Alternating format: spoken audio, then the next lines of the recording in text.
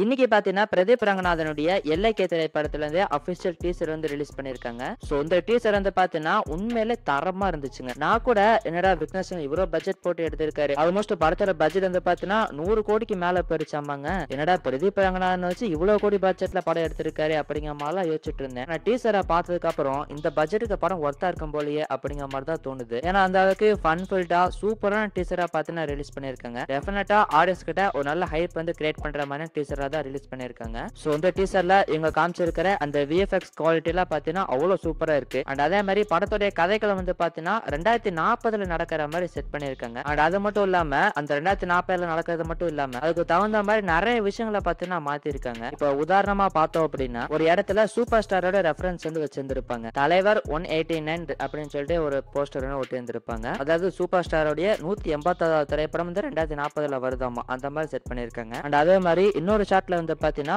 Mission இம்பாசிபிளோடைய 14வது part வந்திருக்கு, அதுல வந்து எஸ் நடிச்சிருக்காரு அப்படிங்கிற மாதிரி ஒரு போஸ்டர் ஒன்று ஒட்டியிருக்காங்க. சோ இந்த மாதிரி அந்த காலத்துக்கு தகுந்த மாதிரி ஒரு சில விஷயங்கள்லாம் மாத்திருக்காங்க. ஸோ இதெல்லாமே பாத்தீங்கன்னா சூப்பராகவே இருந்துச்சு. ஸோ படத்துடைய கதைக்களம் வந்து எந்த மாதிரி இருக்க போகுது அப்படின்னு பார்க்கும்போது படத்துடைய ஹீரோவான பிரதீப் ரங்கநாதன் வந்து பாத்தீங்கன்னா 2040லயுமே கூட ஒரு ஓல்டு மாடலா வந்து இருக்காரு. இப்போ உதாரணமா பார்த்தோம் அப்படின்னா இப்ப இருக்க கூட 90s கிட்ஸ்ல பார்த்துருப்பீங்க. சேம் அதே மாதிரி ஒரு நல்ல பையனா 2040ல வந்து இருக்காரு. அண்ட் அவருக்கு ஒரு பொண்ணு மேல லவ் வந்துருது. சோ படத்துடைய ஹீரோயின் வந்து பாத்தீங்கன்னா கிருத்தி ஷெட்டி. அவங்க வந்து பாத்தீங்கன்னா இப்ப இருக்கக்கூடிய 2K கிட்ஸ் இருக்காங்க இல்லையா, அந்த மாதிரி ஒரு கேரக்டர்ல அவங்க நடிச்சிருக்காங்க.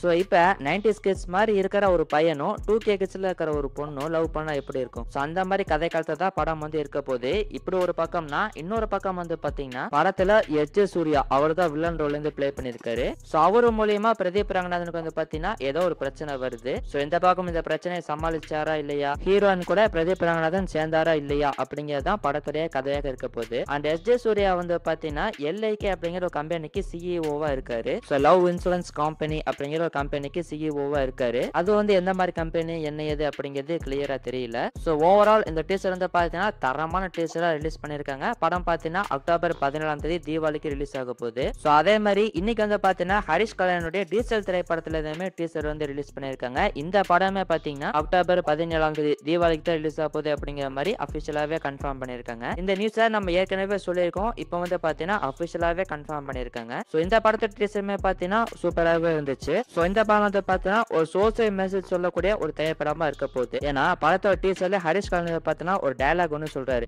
அதிகாரத்தையும் பணபலத்தையும் எதிர்த்து மக்கள் சந்தோஷமா இருக்கணும்னா எதிரி யாருன்னு யோசிக்காம சண்டை செய்யணும், நான் செஞ்சேன் அப்படிங்கிற மாதிரி ஹரிஷ் கல்யாண் வந்து பாத்தீங்கன்னா ஒரு டயலாக் ஒன்னு சொல்றாரு. சோ கண்டிப்பா இந்த படத்தை வந்து பாத்தீங்கன்னா ஒரு சோசியல் மெசேஜ் சொல்லக்கூடிய திரைப்படமா இருக்க போகுது. சோ இந்த வருஷம் தீபாவளி ஸ்டார்ட் பொறுத்த வரைக்கும் LIK அண்ட் டீசர் 2 திரைப்படமும் வரப்போகுது. அண்ட் அதே மாதிரி பிரதீப் ரங்கநாதனுடைய இன்னொரு திரைப்படம் டியூட், அதையுமே பாத்தீங்கன்னா தீபாவளிக்கு வர மாதிரி தான் இருக்கு. ஆனா 2 திரைப்படமே கண்டிப்பா வந்துருமாங்கிறது ஒரு டவுட் தான். ஏதாச்சும் ஒரு திரைப்படம் தான் வர மாதிரி இருக்கும். அண்ட் அதே மாதிரி துருவ் விக்ரமுடைய பைசன் திரைப்படமும் தீபாவளிக்கு வருது. அண்ட் இது போக நேத்துக்கு போட்ட வீடியோல நம்ம சொல்லியிருந்தோம் சியான் விக்ரமுடைய துருவ நட்சத்திரம், அந்த படத்தையுமே கூட தீபாவளிக்கு ரிலீஸ் பண்றதுக்கு தான் பிளான் பண்ணிருக்காங்க. சோ எப்படியும் இந்த வருஷம் தீபாவளிக்கும் பாத்தீங்கன்னா மினிமம் 4-5 படங்களாச்சும் வந்துரும். சோ எந்தெந்த படங்கள் எப்படி இருக்க போகுது அப்படிங்கிறத வெயிட் பண்ணி பார்க்கலாம். சோ நீங்க இந்த LIK அண்ட் டீசர் இந்த 2 திரைப்படத்தை டீசரும் பாத்துட்டீங்களா? அப்படி பாத்துட்டீங்கன்னா எப்படி இருந்துச்சு அப்படிங்கறத மறக்காம இந்த வீடியோவுடைய கமெண்ட் செக்ஷன்ல சொல்லுங்க.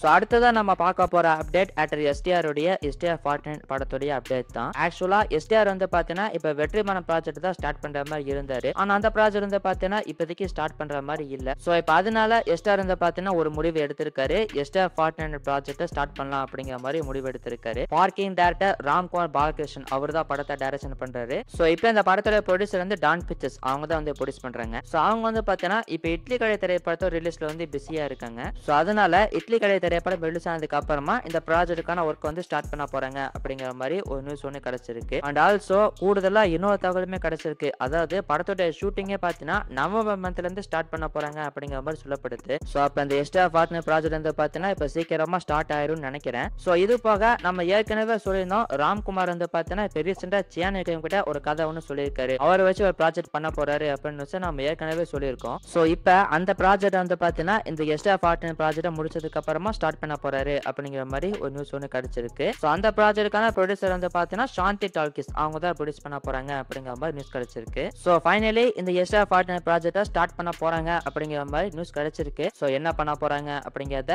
வெயிட் பண்ணி பார்ப்போம். ஆக்டர் AK உடைய AK64 ப்ராஜெக்ட் எடுத்துக்கிட்டோம் அப்படின்னா இந்த மாசமா பாத்தீங்கன்னா அந்த ப்ராஜெக்ட்க்கான அனௌன்ஸ்மெண்ட் வரப்போறதே கிடையாது. சோ இப்ப கிடைச்சிருக்கிற லேட்டஸ்ட் நியூஸ் என்ன அப்படின்னு பாத்தீங்கன்னா செப்டம்பர் மந்த்ல இந்த படத்துக்கான அப்டேட்டை ரிலீஸ் பண்ணுவாங்க அப்படிங்கிற மாதிரி சொல்லப்படுது. செப்டம்பர் செகண்ட் வீக்ல அந்த அப்டேட்டை எதிர்பார்க்கலாம் அப்படிங்கிற மாதிரி சொல்லப்படுது. சோ இந்த முறை இது வந்து கன்ஃபார்ம்டு தாங்க. ஏன்னா அந்த ப்ராஜெக்ட்டுக்கான ஷூட்டிங்கே பாத்தீங்கன்னா அக்டோபர் மந்த்ல இருந்து ஸ்டார்ட் பண்ண போறாங்க. ஏன்னா அக்டோபர் மந்த்ல இருந்து ஜனவரி மந்த் வரைக்கும் தான் ஏகே வந்து பாத்தீங்கன்னா டேட் கொடுத்திருக்காரு. அதுக்கப்புறம் ஏகே வந்து பாத்தீங்கன்னா மறுபடியும் ரேசிங்க்கு போயிடுவாரு. சோ அதனால எது எப்படியோ அடுத்த மாசம் பாத்தீங்கன்னா படத்துக்கான அனௌன்ஸ்மெண்ட் ரிலீஸ் பண்ணிடுவாங்க. அக்டோபர் மந்த் படத்தை ஸ்டார்ட் பண்ணிடுவாங்க. சோ இந்த ப்ராஜெக்ட்டுக்கான அபிஷியல் அனௌன்ஸ்மெண்ட் எப்ப ரிலீஸ் பண்ண போறாங்க அப்படிங்கறத வெயிட் பண்ணி பார்ப்போம்.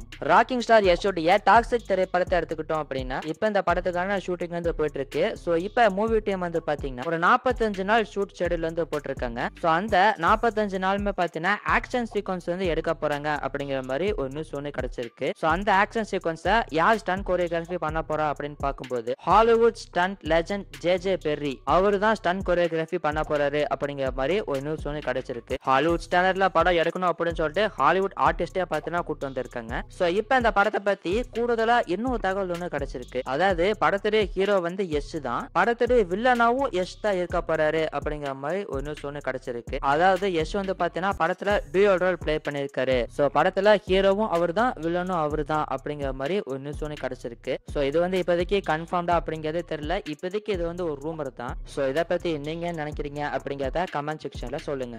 டைரக்டர் லோகேஷ் கனகராஜுடைய லோகேஷ் சினிமேட்டிக் யூனிவர்ஸ் சோ அந்த எல்சிவை பத்தி ஒரு அப்டேட் ஒன்று கிடைச்சிருக்கு. சோ எல்சில அடுத்ததா ரிலீஸ் ஆக போற திரைப்படம் வந்து பென்ஸ் திரைப்படம் தான். சோ இந்த பென்ஸ் படத்துல பாத்தீங்கன்னா ரவி மோகன் அவருமே ஒரு கேரக்டர் ஒன்று பிளே பண்ணிருக்காரு அப்படிங்கிற மாதிரி ஒரு நியூஸ் ஒன்று கிடைச்சிருக்கு. சோ எல்சில இருக்கக்கூடிய இன்னொரு ஹீரோவா இப்ப ரவி மோகன் வந்து ஜாயின் பண்ணிருக்காரு அப்படிங்கிற மாதிரி சொல்லப்படுது. சோ இந்த படத்துல ராகவா லாரன்ஸ் அவர் தான் ஹீரோ. சோ அவருக்கு ஹெல்ப் பண்ணக்கூடிய இன்னொரு ஹீரோவா ரவி மோகன் படத்துல வர போறாரு. ஒரு புரோட்டோகானிஸ்டா தான் படத்தை நடிக்க போறாரு அப்படிங்கிற மாதிரி ஒரு நியூஸ் ஒன்று கிடைச்சிருக்கு. சோ இந்த பென்ஸ் படத்தை தொடர்ந்து அடுத்ததா வரப்போற கைதி 2, விக்ரம் 2 இந்த படங்கள்லயுமே கூட ரவி மோகன் வந்து கேரக்டர் பிளே பண்ணுவாரு. அவரோட கேரக்டர் வந்து எல்சில இன்னொரு இம்பார்ட்டன்ட் கேரக்டரா இருக்கும் அப்படிங்கிற மாதிரி சொல்லப்படுது. சோ லோகேஷ் வந்து பாத்தீங்கன்னா ஏதோ ஒரு மாஸ்டர் பிளான் ஒன்று போட்டு வச்சிருக்காருங்க இந்த எல்சிக்கு. இருக்கிற எல்லா தமிழ் ஹீரோவுமே பாத்தீங்கன்னா படத்துல ஹீரோவா கொண்டு வந்துட்டு இருக்காரு. ஆனா அதெல்லாம் எப்படி கொண்டு போய் எப்படி முடிக்க போறாரு அப்படிங்கறதெல்லாம் சுத்தமாவே தெரியலங்க. சோ இதை பத்தி நீங்க நினைக்கிறீங்க அப்படிங்கறத கமெண்ட் செக்ஷன்ல சொல்லுங்க. சோ எல்சியுடைய முக்கியத்துவம்னா அது கைதி திரைப்படம் தான். சோ இப்ப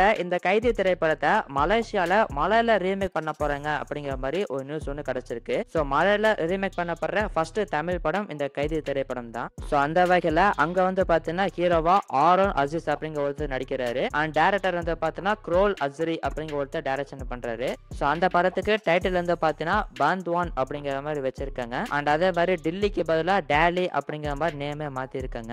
சோ இப்ப இந்த படத்துக்கான ஒர்க் எல்லாம் போயிட்டு இருக்கு அப்படிங்கிற மாதிரி சொல்லப்படுது.